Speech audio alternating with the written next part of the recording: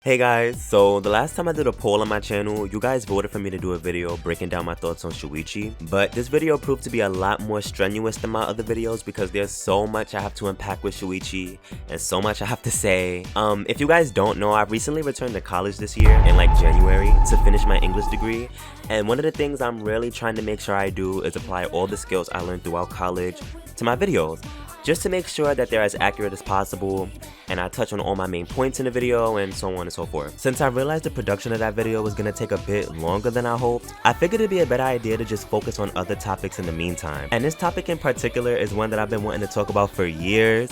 So since it's summer and I have more freaking time to do stuff now, we're gonna talk about it right now. So as a person who's played all three games, and after having so much time to really sit back and sort through my feelings of all three, I definitely noticed that Danganronpa 1 has a much different vibe and feel to it than the two games that would follow it. And it really shows just how much was different about Danganronpa before it started to grow into a franchise and expand the universe of the series. Sometimes for the better and sometimes for the worse. In today's video, I'm gonna attempt to explain why, 1, I think Danganronpa 1 is such a well-made game, and 2, what exactly stands out from it that makes it feel so unique compared to the rest of the series, at least in my opinion. And of course, if you enjoy my Danganronpa content or just my content in general, please feel free to subscribe to me, and if there's anything in specific you guys want me to talk about, just let me know down in the comments and I'll add it to my list of videos that I need to work on. Firstly, we can't start discussing the first game without going into the origins behind it, and really the series as a whole. I know some of you guys might be like, oh my god, he's being so extra, but I promise this background information is important to the points that I make in this video. So for starters, as I'm sure most of you know,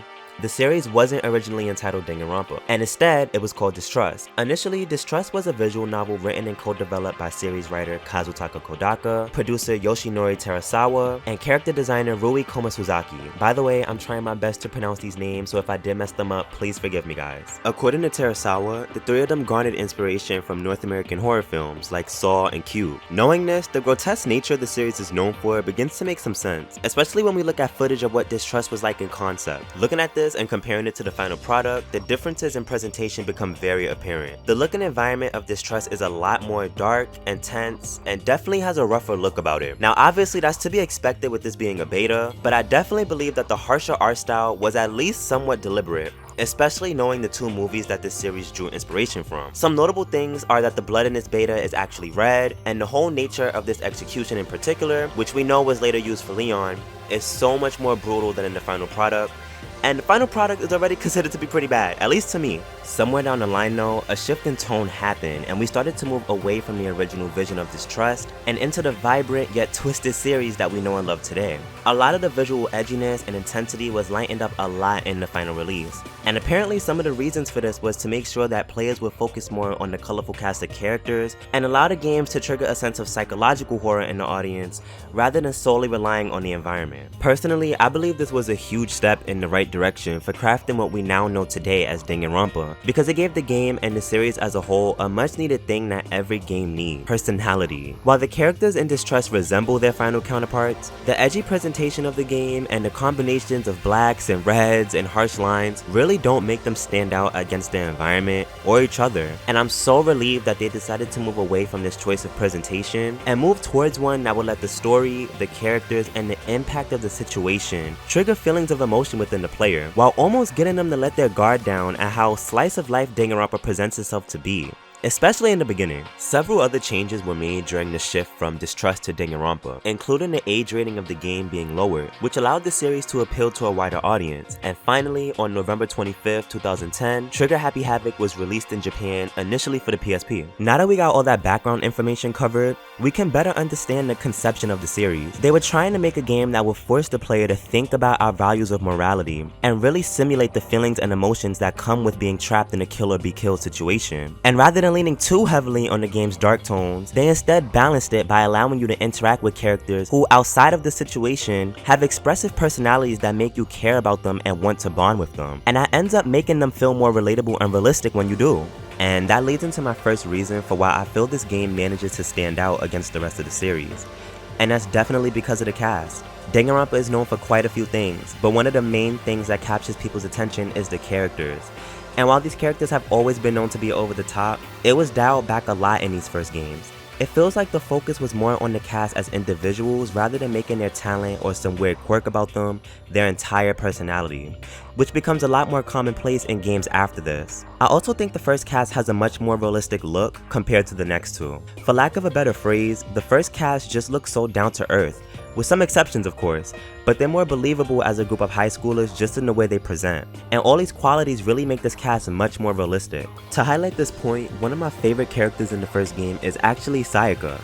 And although her short time spent in the first game often confuses people as to why I like her so much, I honestly see her as one of the most human characters we've seen in this series. I feel her reaction to the kill or be killed environment perfectly encapsulates what I'm describing. In her case, she got a lot of shit for being a quote-unquote snake, but when you look at the situation through an objective lens, it becomes clear that Sayaka acted as most humans would. If she wasn't put under the pressure of a killing game, she wouldn't have been pushed to do what she did.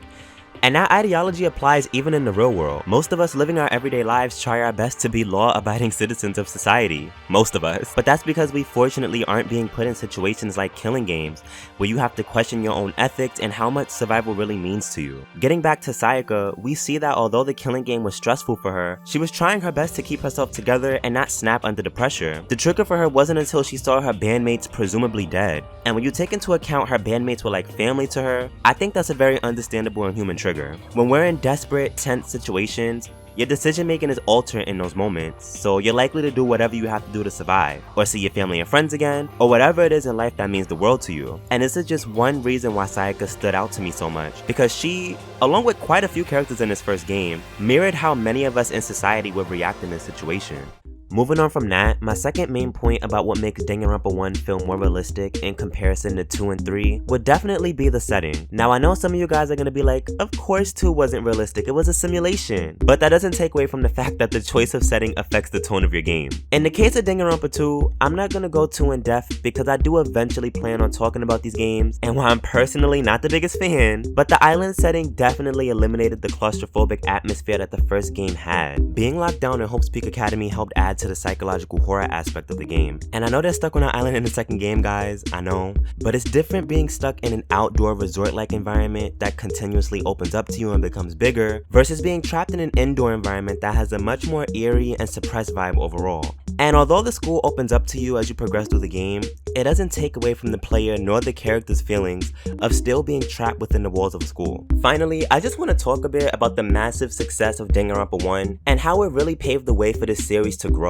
I've realized that ever since Danganronpa randomly blew up in 2020, it's become, I guess, cool or trendy to hate the series and the fandom. And I know this happens with a lot of series. Obviously, people hop on a bandwagon when it's popular, and once it's not popular anymore, it fades into the pits of obscurity. But it was getting to a point where even people inside the fandom were claiming to hate Danganronpa, and I'm sorry to say it, guys, but honestly, that was just weird as fuck to me. A series that was mainstream literally 2 years ago is now brought up as a joke or a laughingstock. But don't let the fakes fool y'all, because at the height of its popularity, this series was a hit. When Trigger Happy Havoc was released in Japan, it was extremely well received by the Japanese gaming audience. And in 2014, they ended up getting localizations in North America and the PAL region. Now, of course, Danganronpa had already gained a small Western fan base, and fan translations of the game were already available before the games came overseas. So real quick, I want to give a shout out to all these early Danganronpa fans who helped expose this series to a Western audience. You guys were iconic as fuck, and if it wasn't for you guys, a lot of people wouldn't have known about this series as early as they did. Anyways, once the games officially became localized, Danganronpa 1 received pretty favorable reviews from most critics, and even won awards during that time. Originally, this series was never supposed to get a sequel, but encouraged by the unexpected success of the series, Danganronpa went on to get 2 more sequels, a spin-off, an anime adaptation, an anime series, manga, and novels. And this shitty ass game. At a certain point, it really seemed like Danganronpa was everywhere, and I'm proud of how successful the series became and how much they was able to do their big one. Even though there were some low points, Danganronpa definitely has a legacy, and we really have the first game to thank. So thank you guys so much for watching. I hope you guys enjoyed this video because I actually really did enjoy writing it. Like I said, if there's anything in particular Danganronpa related you guys would like me to discuss, just let me know down in the comments. I know a lot of you guys have been asking me to make a video addressing Hifumi and my thoughts on him. So I think that's gonna be my next video. yeah, that's gonna be my next video. So anyway, thank you guys. Don't forget to subscribe to my channel if you want to see more content from me. And if you want to see more Danganronpa content in particular, I have a playlist for you, baby, that we're gonna be adding to this summer. So stay tuned, guys, because I have so many videos planned. We going up this summer, y'all. We going up. Anyway, let me get off this video. Bye, guys.